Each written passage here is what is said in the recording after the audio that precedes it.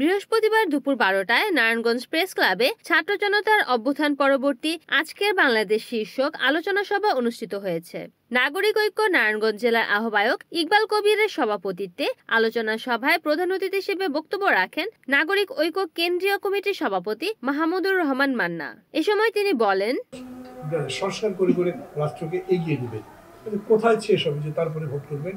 অতএব আপনাকে একটা কোনো জায়গাতে ডিমার্কেশন লাইন করতে হবে যে আমরা এই জিনিস যদি করতে পারি, মূলত একটা ইলেকশন যেটা গ্রহণযোগ্য হবে। আগের মতো নয়, সবাই মনে করবে ইলেকশনটা ফেয়ার হয়েছে, সেরকম করবার জন্য যে সময় লাগে সেই সময় দিতে হবে। কিন্তু সেটা একদম বাড়াবাড়ি সময় দিতে পারবে না, অযোগ্যতা দিয়ে সময় বাড়াতে পারবে না। ওইটুকু করে ভোট দিয়ে তারপরে আবার নির্বাচিত সরকার চলবে। আলটিমেটলি পলিটিক্স হলো কমান্ডার অফ দি সোসাইটি। দেশটা কিভাবে যাবে, সমাজ কিভাবে গড়ে উঠবে, সেটা রাজনীতি সেটা নির্ধারণ করবে। অতএব রাজনীতির হাতে সেটা আলটিমেটলি ছেড়ে দিতে হবে।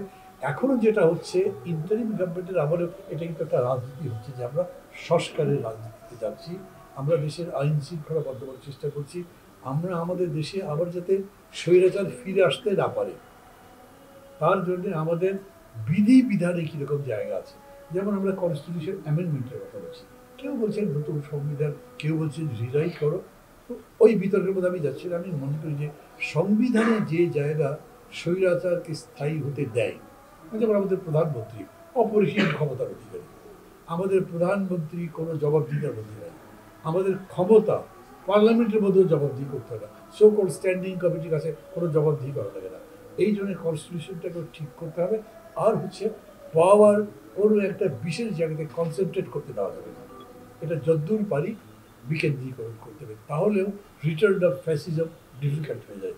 এই অর্থে অনেকগুলোই কাজ আছে। এমনকি ধরেন ইলেকশন এটা ফেয়ার করতে গেলে তো ব্ল্যাক ইজ এ পাওয়ার, ওইটাকেও কন্ট্রোল করা দরকার।